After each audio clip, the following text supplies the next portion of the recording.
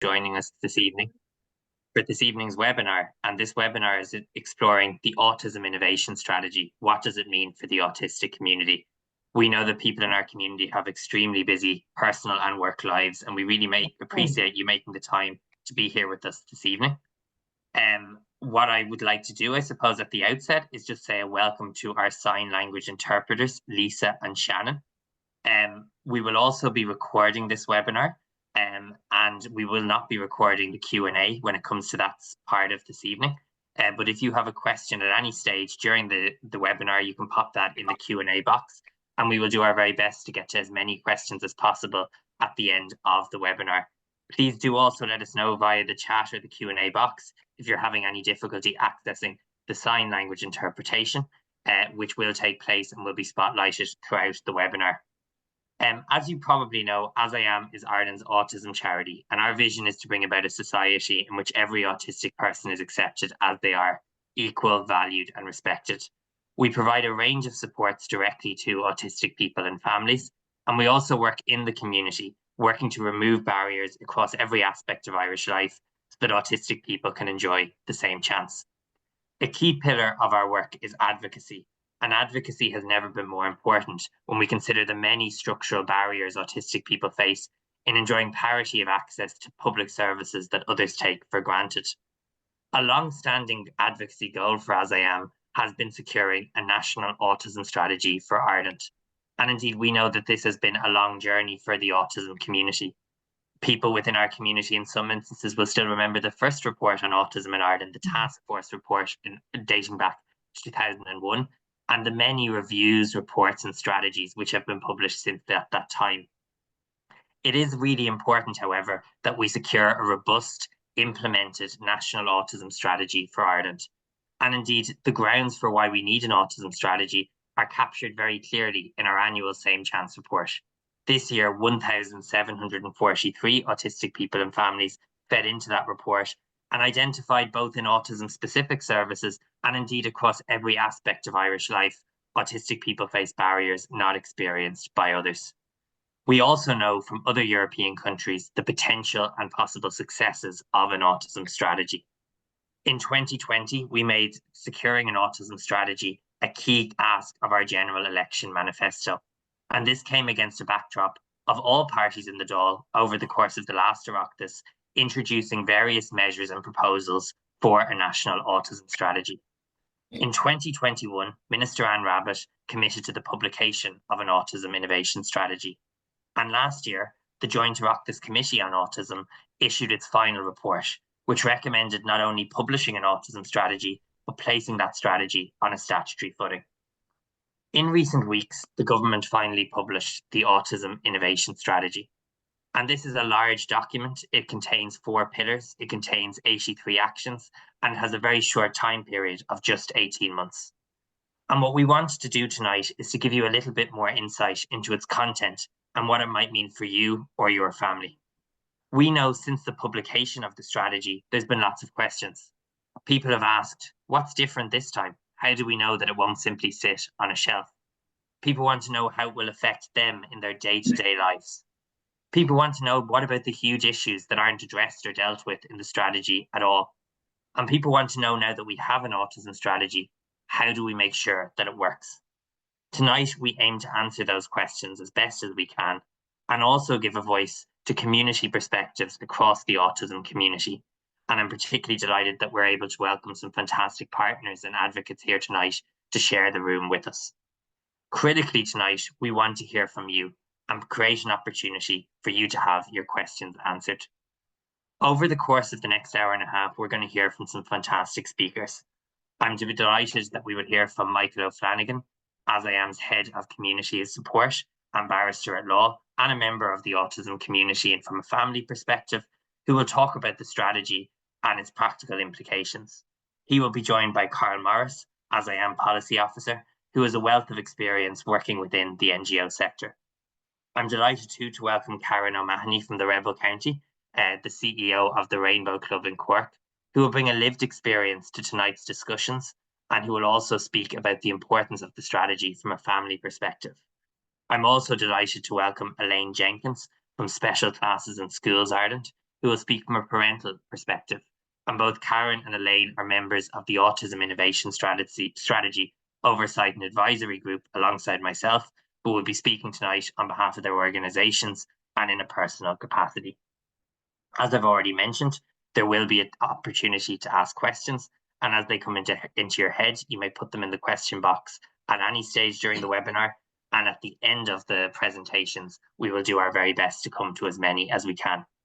The webinar will close this evening with an overview of how you can help us make sure that the Autism Innovation Strategy is a success, with a call to action ahead of the next general election.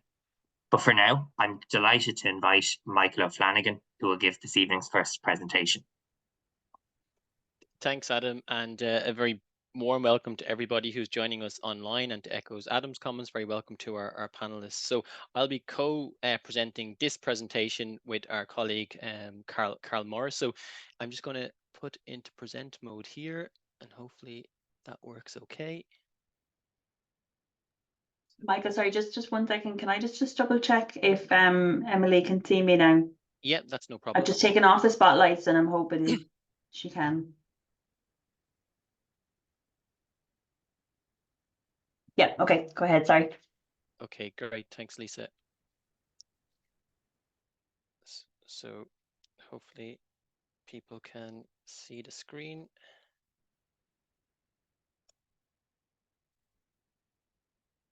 Okay, oh, sorry, getting ahead of myself. Perfect. Okay, everyone, you're all very welcome. So I'm going to spend the next 20 minutes or so kind of looking at the aims of the strategy, the Autism Innovation Strategy, quick overview. I'm going to particularly focus on Pillar 1 and on Pillar 2, and my colleague Carl is going to pick up on Pillar 3 and Pillar 4, and then it'll come back to myself, and I will then speak to the monitoring and the implementation of the strategy. So in relation to the strategy itself, its main focus is to address the bespoke challenges and barriers facing autistic people, and to improve understanding and accommodation of autism within society and across the public system. As Adam mentioned at the outset, its aim is to address gaps in existing services and supports for autistic people. And you guys on the call tonight, whether you're an autistic adult or an autistic parent or guardian, will know of the barriers and the systemic challenges that exist in society. And it is our hope that this strategy will break down and remove some of those barriers that exist.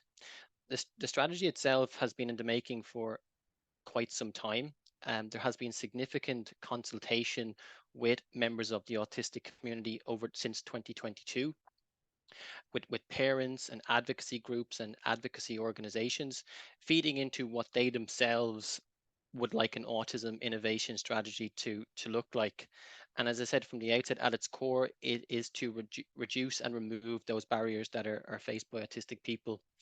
Adam mentioned that within the strategy itself, there are 83 objectives or actions, and it has a life cycle of 18 months. It is important from the outset to note that the strategy itself is not a legal document, it's a policy document, and it's a reference point. And it's important that we as advocates and US community members are fully aware of the remit and role of this strategy, and to use it to support ourselves as a community. The strategy itself has, as I said, 83 objectives or actions, but within those actions, there is ownership that departments and state agencies are connected to. So it's, as Adam said, it's not just a document that will sit on a shelf. There is responsibility attached to this document, and it'll be incumbent on us as an organization to ensure that those agencies with responsibility for the particular actions within the strategy are adhering to those particular actions. So I'm going to begin by discussing Pillar 1, which focuses on autism affirming society. And I will say that this presentation tonight won't give us or allow us the opportunity to discuss in great detail the full actions in their entirety, we wouldn't have time to do so. But we will, what I intend to do is to pick some of the kind of key points or key actions within the document. So within pillar 1 of the autism innovation strategy, it focuses on an autism affirming society, and there are 11 actions connected to that. And I suppose what's important within each of these teams is that it contains individual actions. And the first one is what the outcome will be for autistic people and families. And this is important to keep this throughout tonight's session. The second one is what will be done to achieve that outcome. And the third point is who is responsible for delivering these actions. Pillar 1 has a particular focus on, I suppose, creating a society, an Irish society that is fully accepting and fully understanding of the autistic community and its needs, which is why there's a particular focus on training. But also within the strategy, it focuses on supporting establishing an autism innovation fund, which is there to empower autistic people. There's also within that action support for research to increase our understanding and society's understanding of autism. But also, as I was saying, autism training within the public sector. We know that there are so many barriers and misperceptions or judgments that exist around autism. And we hope that this strategy will break down those in, I suppose, educating society and in educating the public sector in how it interacts with our community. And I suppose one of the actions within the strategy itself, it focuses on neuroaffirmative training for Section 39s and Section 38s. And I suppose many of our families would interact with these agencies. So it's important that the staff that are employed within those sectors do have an understanding, are fully trained, and are fully aware of the needs of our community. So we hope that by the training that is put in place, that the interactions with our families with such services are better, because we know too often that families, when they interact with services or agencies of the state, that experience can be somewhat negative. And this was, I suppose, was quite evident in our same chance report, which Adam alluded to from the outset. One of the key features of the same chance report was that of the 1,700 people that engaged with it, 90% of those stated that Irish society is not inclusive of autistic people. So we want to bring that figure down. We want to ensure that every autistic person is accepted in society for who they are, and that they feel supported by the state and the agencies that work on behalf of the state. So as I said, it's important for us to ensure that these actions are fully implemented. And I will speak at the outset, at the end of the presentation, about the monitoring and the importance of monitoring, as we don't want this document to just remain on a shelf.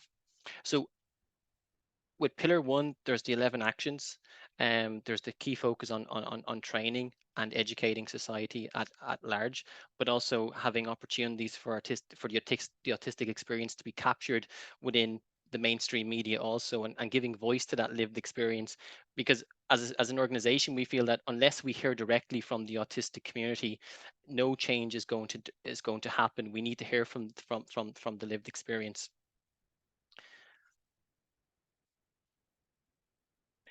So within pillar 1, there are key agencies or entities that have particular responsibility for implementing the 11 actions that are within pillar 1 of the Autism Innovation Strategy, and that is the Citizens Information Board, the Department of Education, the Health Service Executive, and the National Disability Authority.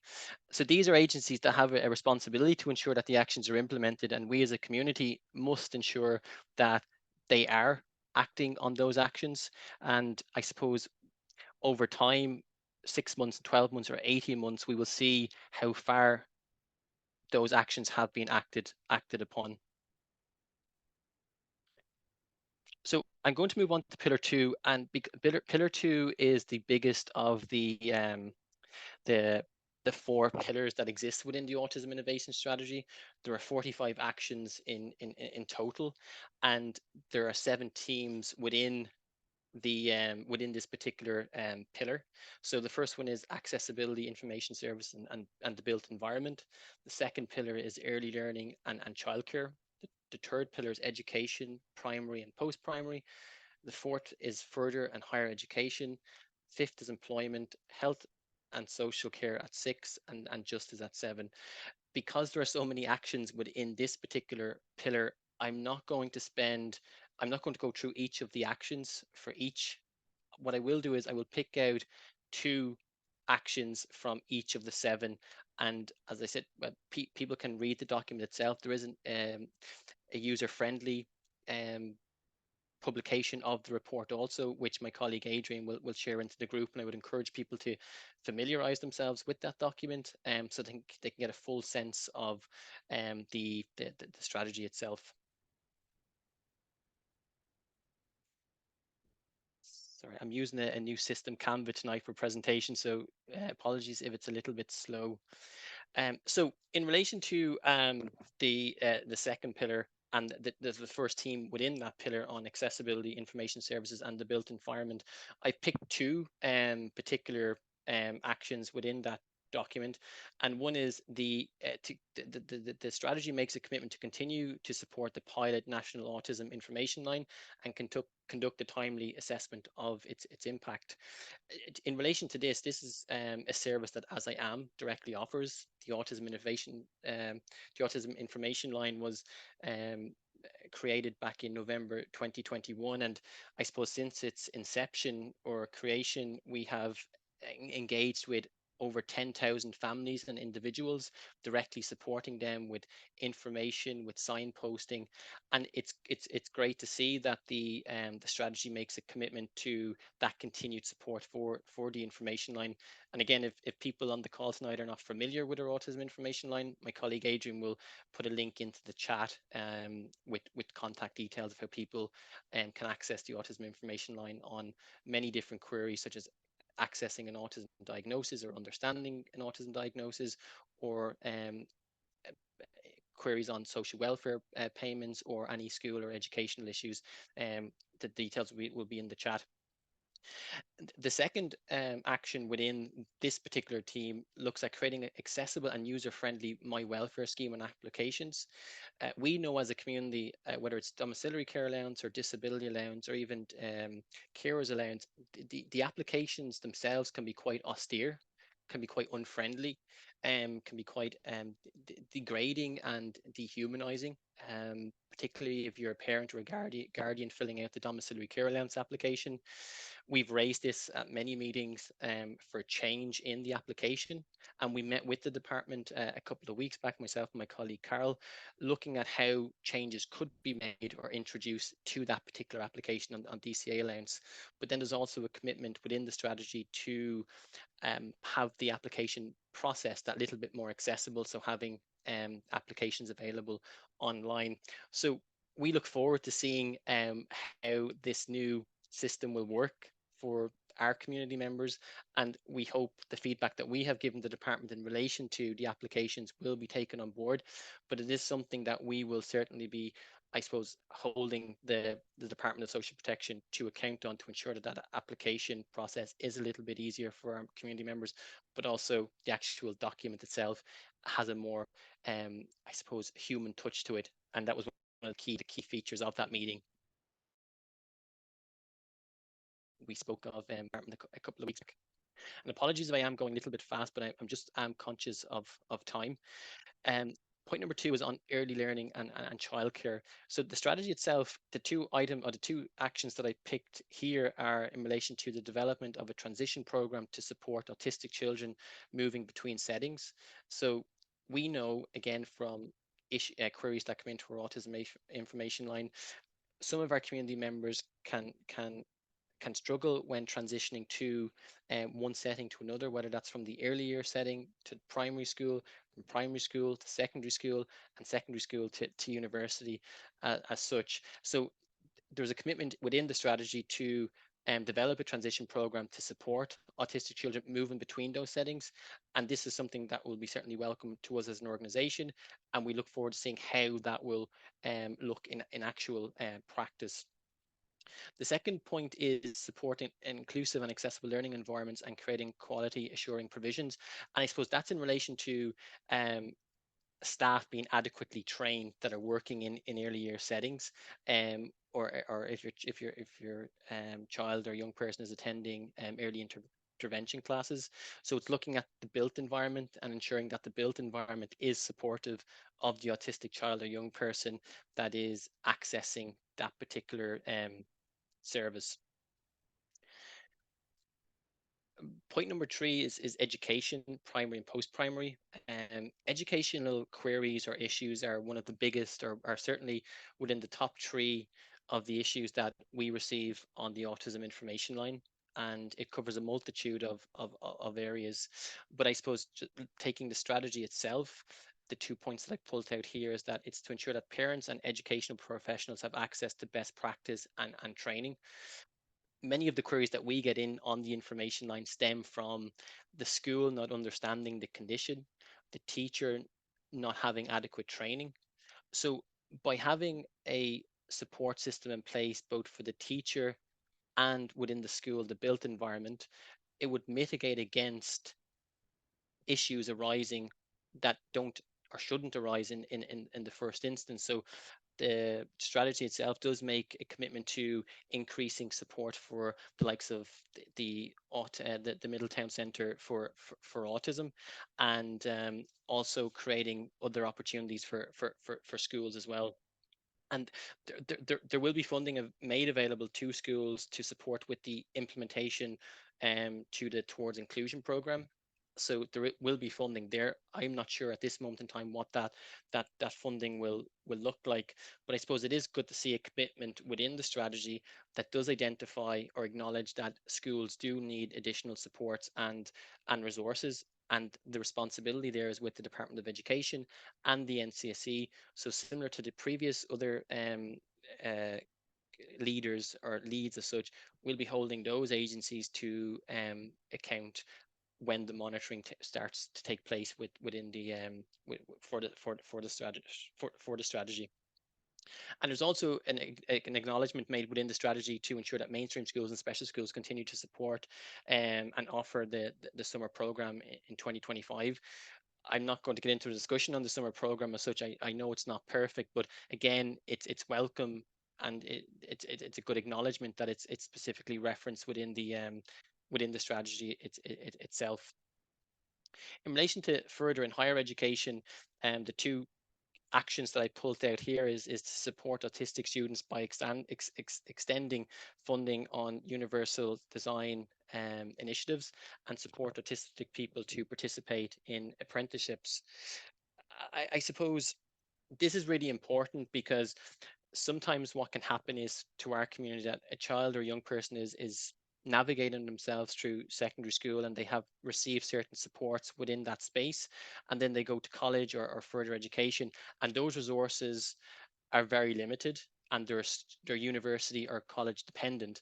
So what we need is a universal practice which espouses the universal design principles and initiatives to ensure that when a young person does transition into further education or into university, that the supports that John in Galway receives are the same or similar to what Mary might receive in Dublin. So it's creating parity of access to those supports.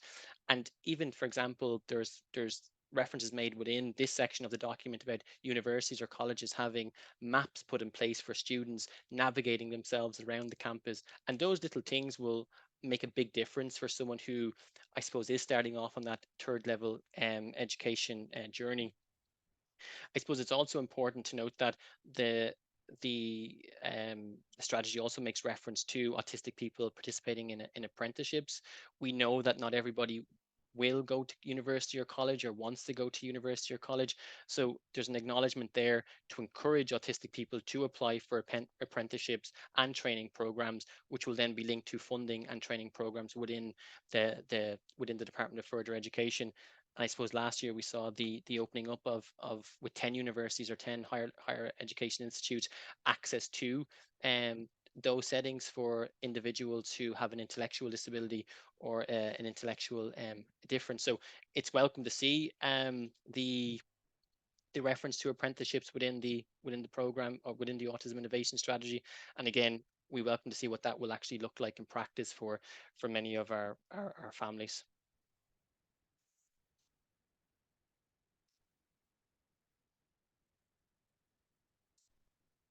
So in relation to employment, so employment is another one of those big issues that we hear from on the autism innovation, on the autism information line, or through our various other programs that we have in As I Am. And I suppose most people on this call, and indeed the panel, are well aware of the stark figures that exist. So we know that 85% of the autistic community are either underemployed or unemployed. The strategy itself in relation to employment makes 10 recommendations or 10 actions. And our same chance report which we published in April of this year, 93% of respondents who represented in our same chance report currently spoke about the difficulties in accessing employment and the difficulties when they do have employment to disclosing their diagnosis or having accommodations put in place to support them as they journey through work. So the strategy looks at 10 actions within this section, and the two that I pulled out here are the all entry offices who have a calm, quiet room available for autistic people using their service in Q1 2025. That's a very practical and important accommodation that these offices will have in place for autistic people who do require access to intro offices.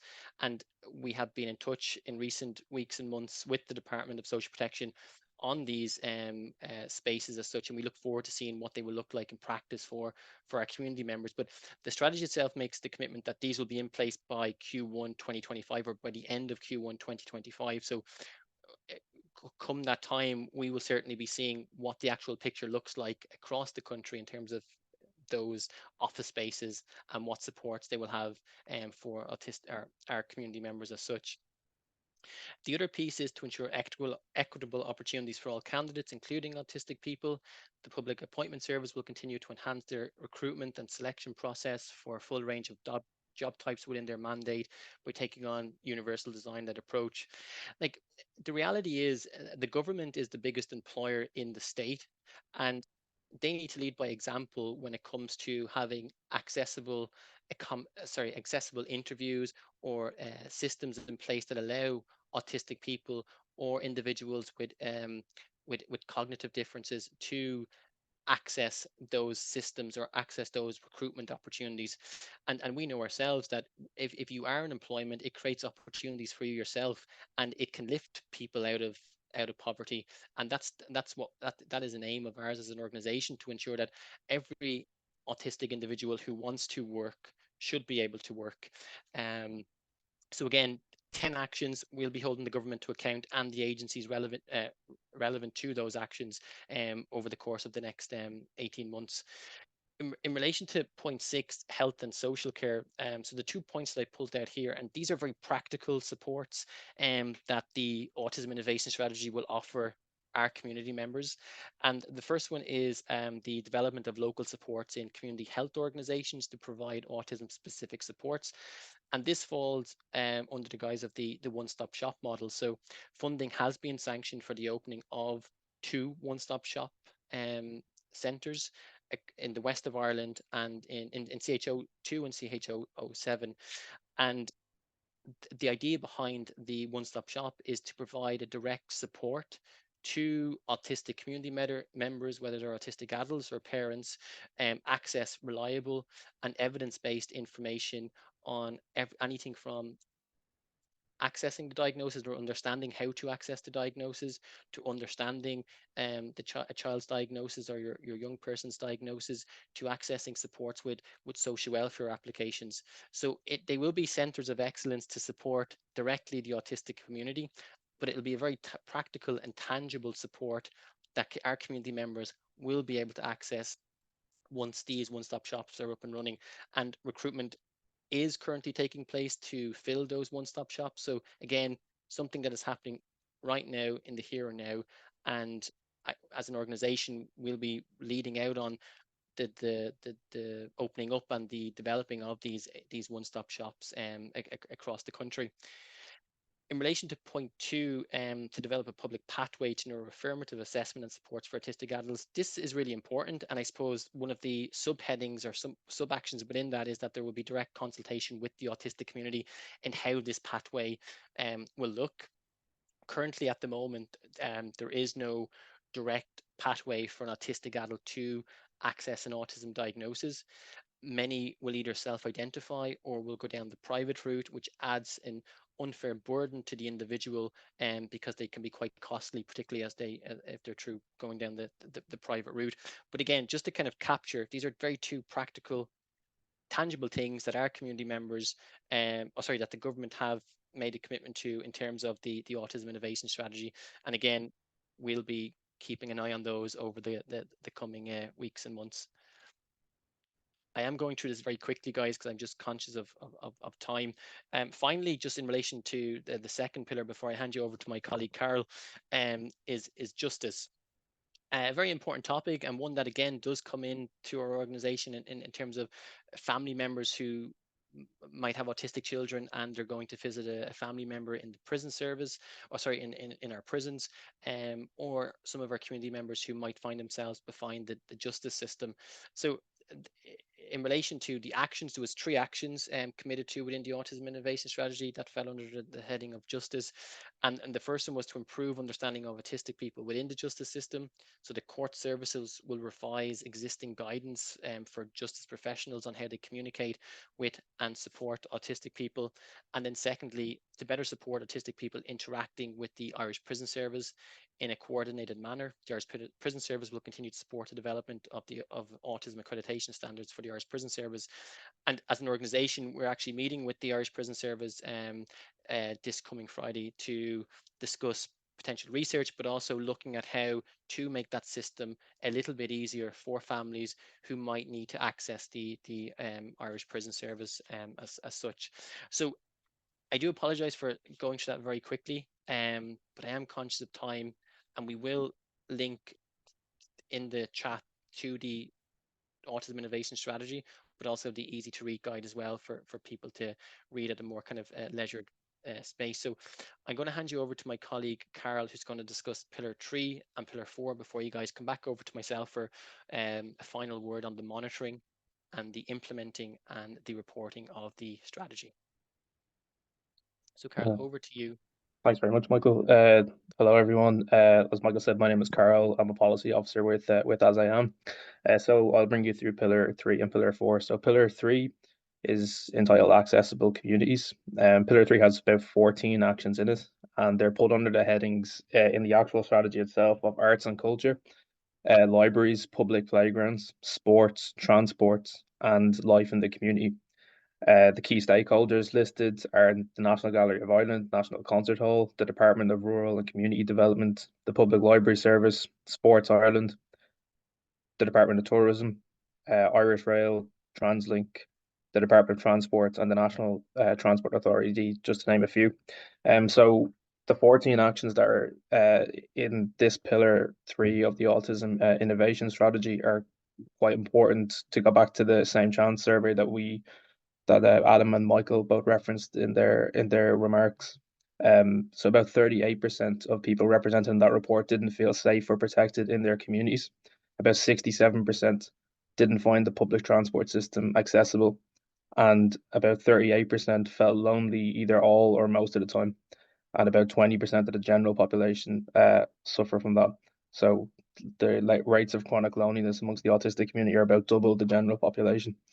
So just to pick out a few actions that were listed in accessible communities. So for example, in arts and culture was to promote a positive experience for autistic people visiting cultural institutions. So that led that the actions that were outlined there were buildings such as the National Concert Hall, the National Library of Ireland, the National Gallery of Ireland, supporting their staff, to avail of autism training, so to make their facilities accessible for autistic people and their families, and to also make it accessible for autistic people to work there. On public amenities, so I put public playgrounds and sports into this one together. So just to pick out 3, three actions that were listed there. So one was to make playgrounds inclusive and enjoyable for all children, including autistic children. And the action there was on county and city management associations to expand the installation of communication boards in public playgrounds across all local authorities. So two of the another sports action there was to support the full participation and inclusion of autistic people in sports. Um, that was the lead given to that was on Sport Ireland, which will ensure the needs of autistic people are recognised in the review and update of sports policy and participation. And then the last point I picked out was training of library staff to make all library services accessible for autistic people. So, really important things that would make quite a tangible difference to autistic people and their families accessing the local communities in which they live. So to move on to the third pillar that I've listed there within this pillar was transport. So to support autistic passengers to travel independently and with confidence using public transport by expanding the travel assistance scheme. So the National Transport Authority had the lead for that. And like I said in my opening remarks, about 67% of the people represented in Same Chance report this year didn't find the public transport system accessible, which obviously has a massive knock-on effect when accessing higher education, employment, and day-to-day life, whether it be for social activities or for taking part in other activities outside of your own community. Public transport is obviously incredibly important. So the fourth pillar I've found there was life in the community. This was the longest piece of pillar three. So sharing best practice information between different local authorities. There's an action there on that one. That's really important. Obviously, when one local authority is particularly good at supporting autistic people and their families, whether it be with housing, access to different wraparound supports within their community. There should be an onus on that information to be shared with local authorities that maybe aren't performing as well in that same area. And then also to provide funding for a range of sensory initiatives, local community groups and organisations to create a more inclusive environment for autistic people. So to get back to that point of making communities as accessible as possible, and to reduce those rates of chronic loneliness and to make sure that autistic people have the same access as everyone else does to public services and life in the community that maybe everyone else might take for granted. So we can move on to pillar four, if you don't mind. Thank you very much. So the pillar four, so the final of the four pillars, is called building capacity. So the titles give or the sections within this one in the actual strategy itself were self-advocacy, parent support, assistive technology, data, and research. In this section, in this pillar, there were 12 actions overall. And some of the leads given in that were the Department of Children, Equality, Disability, Integration, Youth, the Department of Education, the Health Service Executive, the National Disability Authority, and the Health Research Board. So on assistive technology, there are actions to the HSE to provide training on a range of assistive products, technology, and forms of augmentative and alternative communication that can help autistic people. The HSE will evaluate the impact of benefits of AAC through the support program, and the HSE and the World Health Organization will work together on an initiative to scale, enhance, and develop innovative digital and assistive technology products. So that's obviously incredibly important to support people who may communicate in a different way and to support people's communication preferences when engaging with services. On supports, so to ensure capacity building under the National Disability Strategy are inclusive of autistic people, to provide public health nurses through the rollout of an autism training framework, and to develop a new HSE autism information website. So obviously to better support parents through that entire system. And then just the last point on this before I pass back to Michael was the data research section. So the National Disability Authority will establish a focus group of autistic people who will fill the data gap. That's an incredibly important piece because in Ireland we're not particularly good at collecting data in many areas.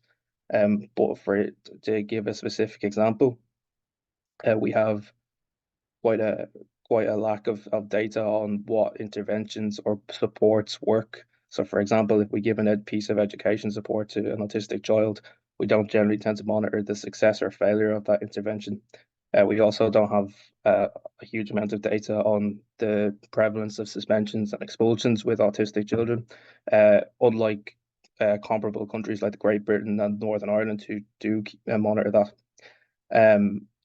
The other on the research side of things then, so to invest in research that informs policy and practice around appropriate health and social care services and support for autistic people, and to conduct collaborative research with autistic people to best identify best practice mental health interventions and the advocacy of services or the adequacy of services. And then I suppose the research will inform best practice, but it also goes back to the one of the most startling stats from our St. John's report, which is that 90% of autistic people didn't think the public knew enough about autism.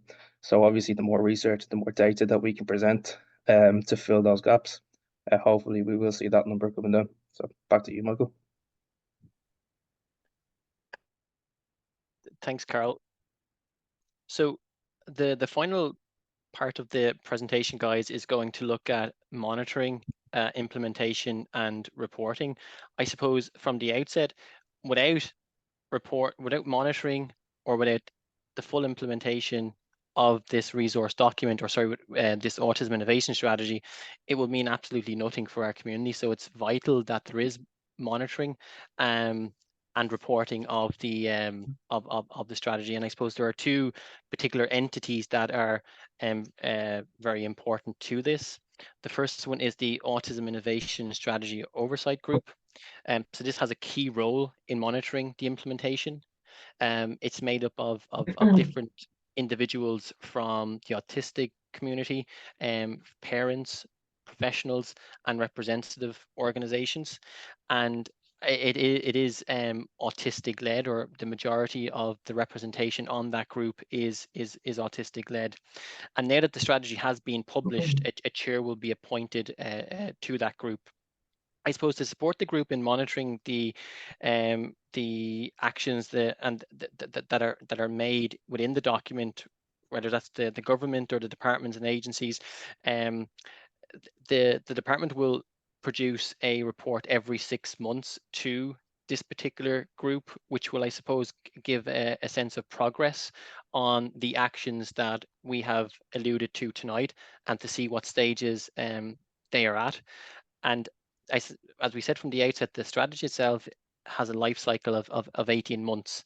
And one of the key pieces that we're currently advocating for is that the Autism Innovation Strategy is underpinned by legislation, which will give it a legal underpinning, because currently it doesn't have that. As I said from the outset, it's not a legal document. But after 15 months of the implementation period, the outstanding actions will be identified by the Department of Children, Equality, Disability, Integration and Youth to give a measurement as to where the actions are, and I suppose where the agencies that are responsible for those actions, where they're at in terms of progress and implementation. And whilst the oversight group is integral to the success of this to this strategy, another key and fundamental aspect is that it is funded. And without the funding, the document will, as Adam said from the outset, will just remain a document on the shelf. So it is vital that the strategy is funded and resourced adequately to meet the needs of our community. So the oversight group is very important, and we look forward to their work over the coming months. And we look forward to the progress reports that will be published in relation to where the strategy where the strategy is at. The second group is the second entity that is important to the monitoring and the implementation of the innovation strategy is the steering committee. This is made up of government departments and statutory agencies and bodies responsible for delivering the actions. And this particular group will be chaired by the Minister of State with responsibility for disability. And it will be made up of 3 members of the Autism Innovation Strategy Oversight Group also. And this group will also meet every 6 months. And I suppose the focus of the steering committee will be targeted towards the discussions on the priority actions identified by the oversight group. So the 2 groups will coexist and feed into one another. And I suppose that brings a level of accountability to ensure that the actions are implemented. And then just a final piece on reporting. So the department, in close cooperation with the Oversight and Advisory Group, will prepare a final report following completion of the strategy, and then the report will outline the outcomes achieved under the strategy itself. So a busy period over the next 18 months to ensure that the actions are implemented. And as I said, as an organisation, we look forward to holding those agencies to account over the coming months. So I'm going to stop sharing the presentation, and I'm going to hand you over now to my colleague on the panel, Elaine Jenkins, who is a fantastic advocate for the autistic community, and we're very delighted to have herself and Karen also join us for tonight's session. And Elaine is going to give us a particular focus from the parent perspective, but also Elaine set on the oversight group also over the last 12 to 18 months as such. So Elaine, over to you. Thank you very much, Michael, and thanks to Adam and all the As I Am team for inviting me here this evening. When I was trying to figure what I was going to talk about this evening, I put myself in the shoes of the attendees and who maybe are hearing about the Autism Innovation Strategy for the first time in the last little while. And the first thing that struck me is that I'd like to know who was involved in informing the strategy. So I'll give you a little bit of background. Some of the members are well known, like Adam, Karen and Cork and others, but I would be not very well known at all. So I am sitting here tonight with two hats, and one as a parent of a 12-year-old autistic boy who attends a special school. The other would be as one of the parent representatives from a nationwide advocacy group called Special Needs Schools and Classes Parents Group. And it literally does what it says on the tin.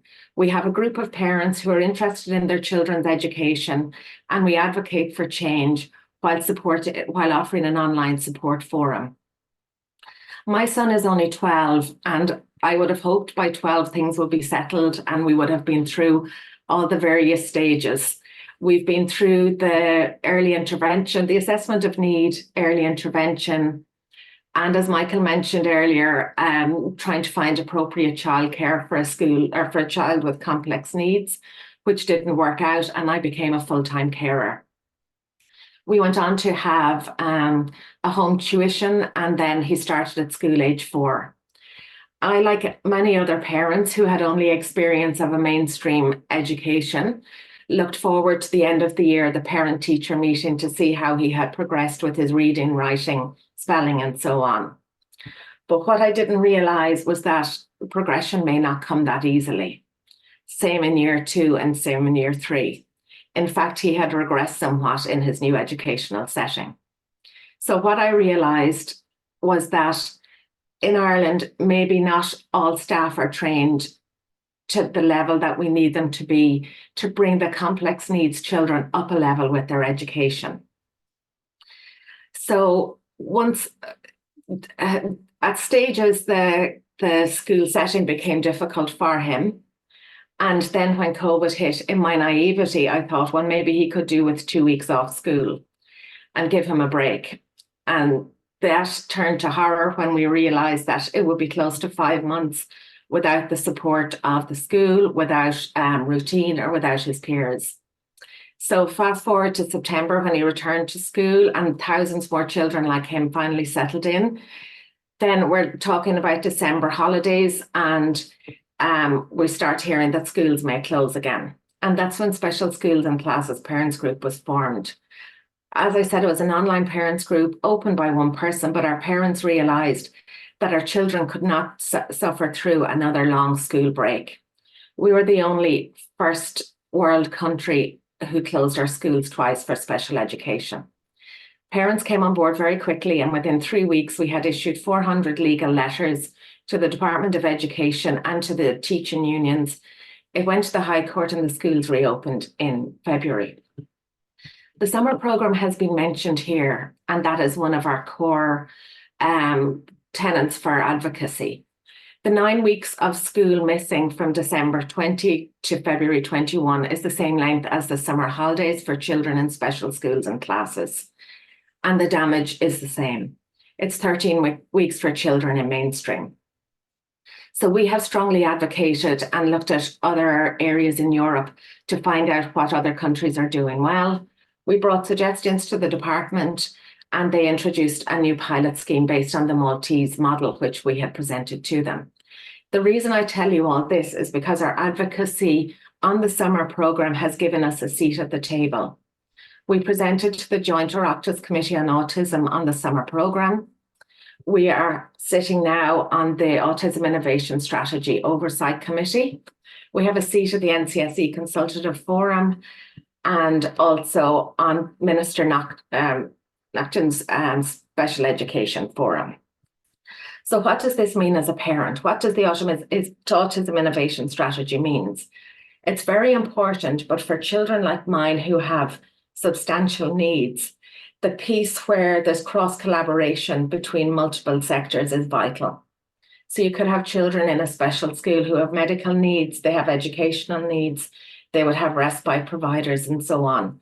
So it's vitally important that the ties that bind these people in order to provide our children with the best possible experience are strengthened. And that is part of the Autism Innovation Strategy. What's also vitally important is the education piece and specialised training for educators. While the parent is the primary educator of the child as per the Constitution, the second most important relationship the child has is with its school. And school can make or break a child. Ireland's teachers are among the best trained in the world, and they're sought everywhere, as we know. But we cannot say the same for their training in special education. Training during their initial teacher training has been inadequate, and now teachers have been found learning on the job, with courses often provided once they have started working in an autism class, not after. We raised this issue with Minister Madigan in 2021, and the issue still remains. Recently, we did another survey of our European partners, and we presented to Minister Naughton and the Department of Education a curriculum for an undergrad and master's degree in special education, which is running in Ljubljana in the Slovenian University. They have similar in the Czech Republic, Slovenia, Slovakia, and other European countries. So we need to have the same access to highly trained staff. Training will equip educational staff to effectively support and SNAs and all members of staff need to be involved. It needs to recognise sensory sensitivities, how to effectively use sensory rooms, for example, the OT room, communication challenges, the various assisted communication programs that are available. But we also need to work on training and understanding so-called behaviours of concern, but also how staff react to them as well. We did a poll recently on assisted communication, and there would typically be 9 very popular communication devices or apps in use. One of them is €4,000 per device. So I'm really delighted to see that the Autism Innovation Strategy backs up the need for training for those devices, because it's not just the child that needs to know how to use, it's the teacher, the SNAs, the bus escort, the respite providers, the parents, and the extended family. The bulk of the communication devices are funded by the CDNTs, but we're pleased to note that the Department of Education are working on streamlining their provision process because that can cause lengthy delays. Assistance to therapies and support is the most vital aspect of all of this. It's truly heartbreaking to see your child's potential to speak, read, write, and spell disappear due to a lack of training and lack of services. We're in a perfect storm at the moment, leading to a huge increase in suspension and expulsions, as mentioned earlier, which has a very detrimental and damaging impact on our children. The combination of inadequate training, no sensory program due to lack of therapists, no communication program, and possibly the wrong setting is a disaster for our children. So it's really important that the departments and the other that all the departments work together for the best outcome of the kids. And in our view, that outcome involves therapists in school with the support of therapy assistants and working with teachers and children. There's a mention in the autism strategy about tightening up and more efficient IEPs, which I would strongly recommend. The feedback we get from parents is that IEPs are intangible, unenforceable, and sometimes just don't exist. In my own experience, I've been told that I can only, at one stage, request three things for an IEP. At other times, I haven't received an IEP, and I was told that the previous year would be sufficient. This, to me, leads to the belief that there is an assumption of a lack of competence in our children, that they're not in a position to learn and that their learning isn't important, when in reality, we should always be assuming competence. Some special schools are even unwilling to run academic programs. So I really hope that this strategy enforces the need for IEPs to be timely, forward-thinking, and not just a tick box exercise, because it's what each child deserves. One of the areas we have a little bit of difficulty with is the push for inclusive education. We did a recent poll in our group, and 97% of parents are against the removal of special schools from the educational landscape. We shared this information with Minister Naughton, who quickly reverted to advise that there's no intention by the government or department to remove these settings. We're extremely pleased to hear that, and we do respect other people's entitlement to look for a mainstream setting for their children or family members. But we also have openly highlighted our need to ensure that special schools and classes can remain. I'm an ex-banker, so I'm sadly very fascinated by data that anybody who knows me knows. I'm a bit of a data geek. And I was pleased to see that the Autism Innovation Strategy, as mentioned by Carl, places strong focus on collecting accurate and up-to-date data on the prevalence of autism. We regularly hear about the lack of school places for some students, but what isn't being reported is the similar but more widespread lack of planning for the older students who are leaving schools, the ones with complex needs. Special schools, believe it or not, don't have access to career guidance, so think about that. Parents report immense battles when children are due to leave school. Options are limited, and it really is what you call an air code lottery. Similar stories for respite when it's time to move into a full-time living setting or residential placement are the same. There's simply no planning ahead, and a lack of data is to blame. So we need data to plan for the future. One of the most important things, and with a budget of 2.7 billion that's of concern to our group, is the lack of data on special educational outcomes. As it stands, we don't have any figures in the department, the inspectorate, or the NCSE outlining what our children are learning or not learning. So it's really vitally important that this data is included in the collection and that a model is put in place to ensure that our children's learning progress is noted or not noted. And finally, whether you have a family member who's autistic or you're autistic yourself, the future can often be very scary. But the Autism Innovation Strategy, I do believe, is the first step of innovation and creating change. And as Michael mentioned, this is unfortunately only an 18-month strategy. And we too advocate that there is legislation needed to be put in place to ensure that there's a legal mechanism that extends out after the 18 months, maybe something on a 2-year rolling basis.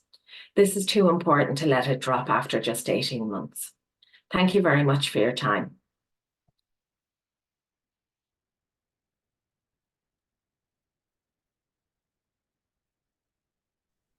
Thanks, Elaine. And we will now hand over to Karen O'Mahony.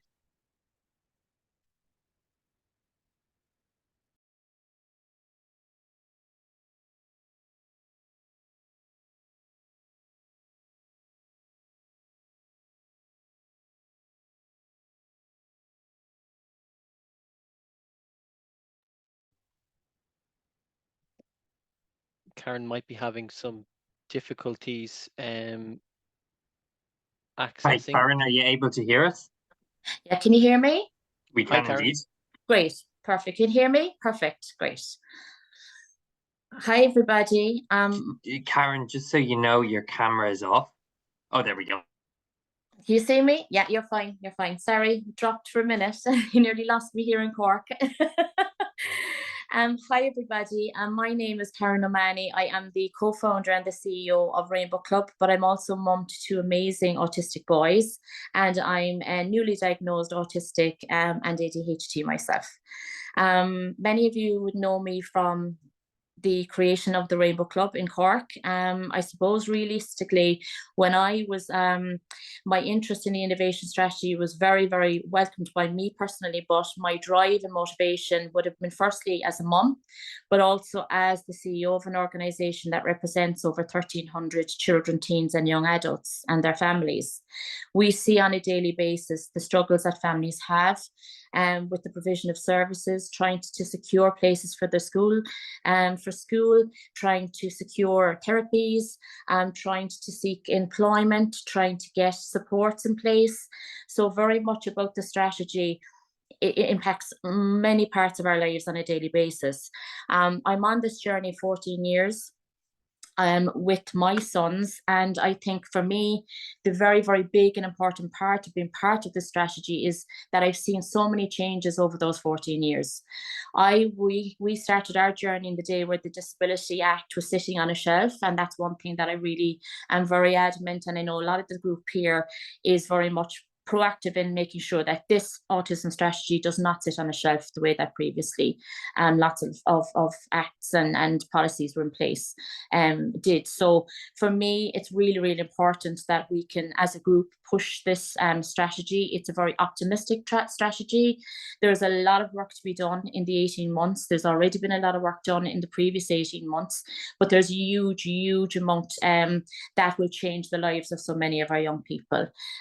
We look after parents every day, that social welfare and peace, our young people that are aging out now and going into college but may not be able to access college and want to have a job that can't get that support or can't work somewhere because those supports are in place.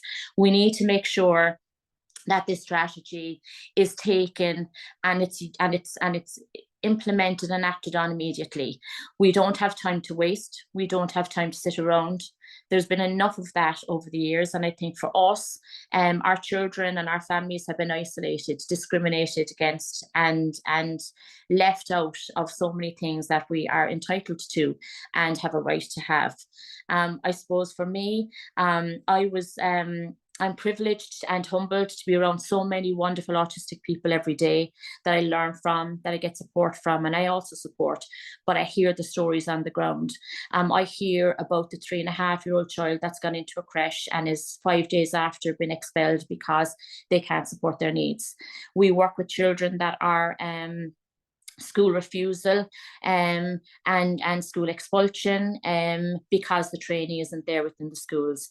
I'm very much an advocate for supporting training within all of the schools. The Rainbow Club is also very proactive in our daily supports that we provide to families.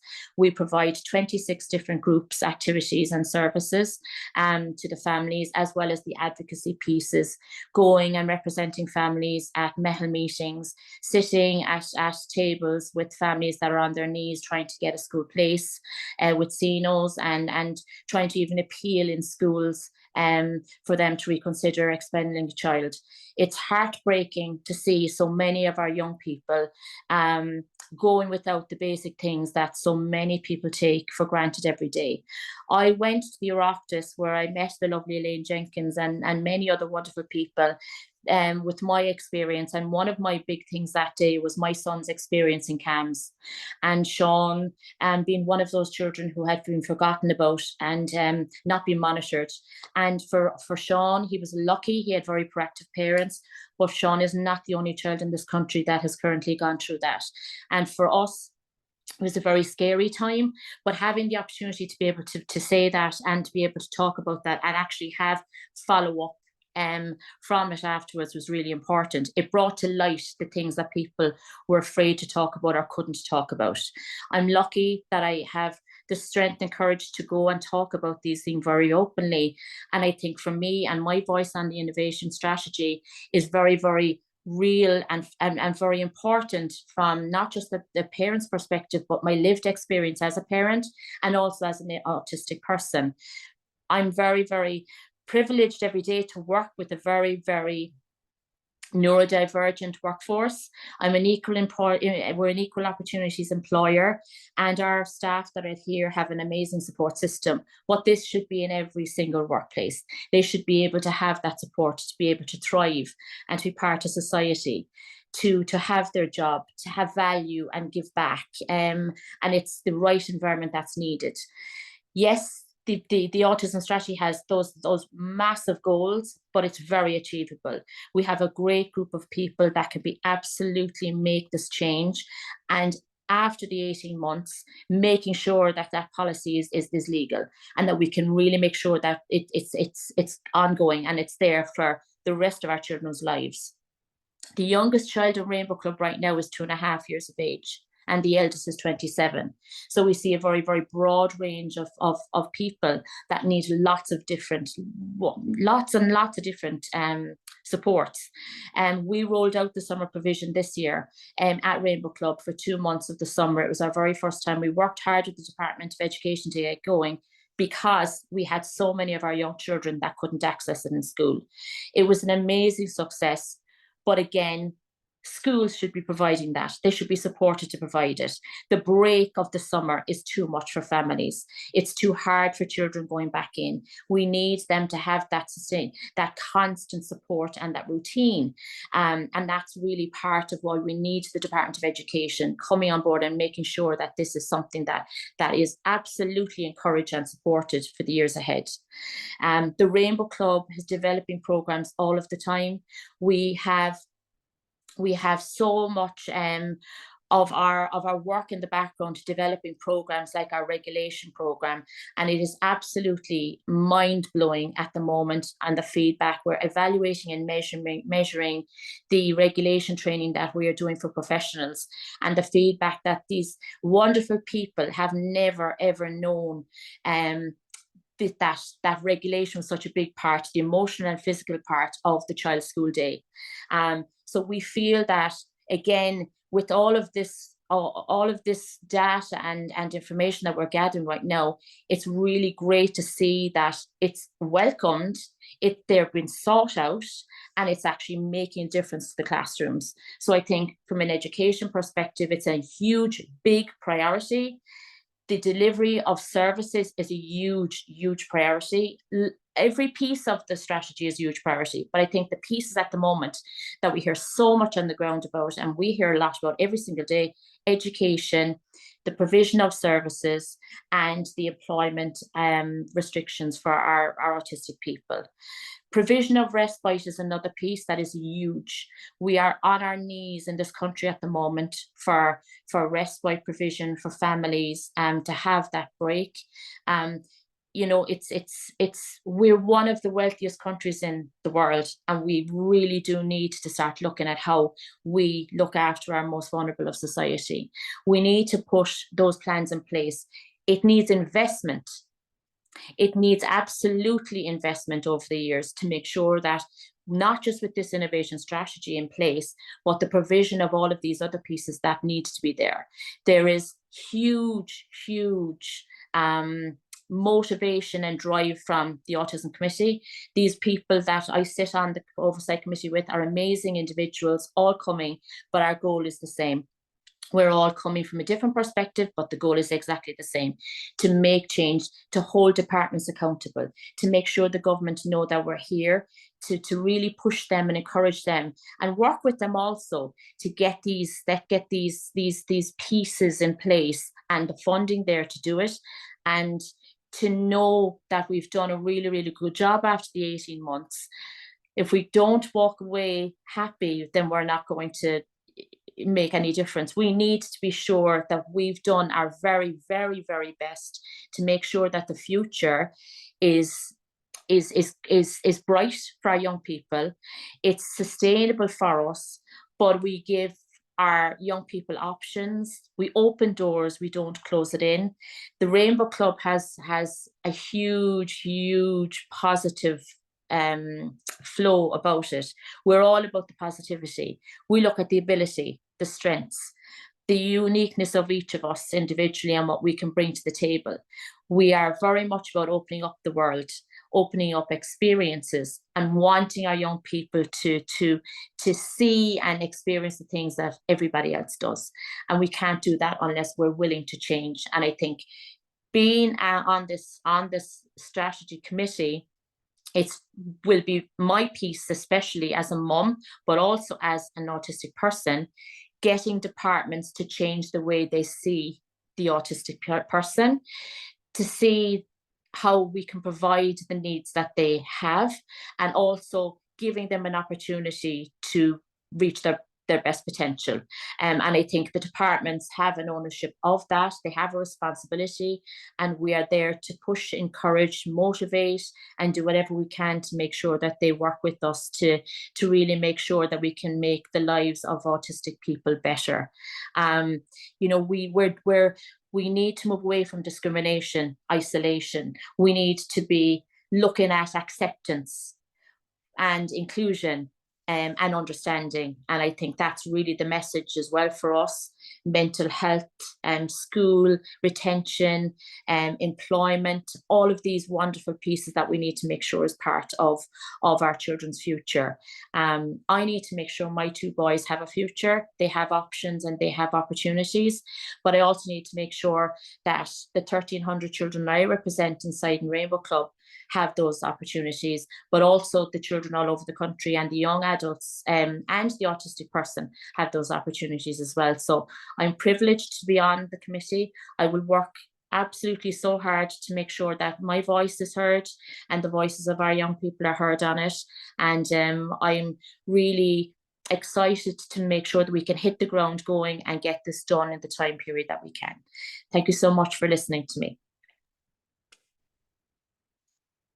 Thank you, Karen, and thank you to all our wonderful speakers tonight. I think this has been a really engaging session, and we so appreciate people giving up their time and their expertise to give that broader overview of the strategy and the various perspectives around how people are approaching both its content and its forthcoming implementation as well. What I might just do is invite our panelists to turn their cameras on for this next section, because I have a number of questions and I'll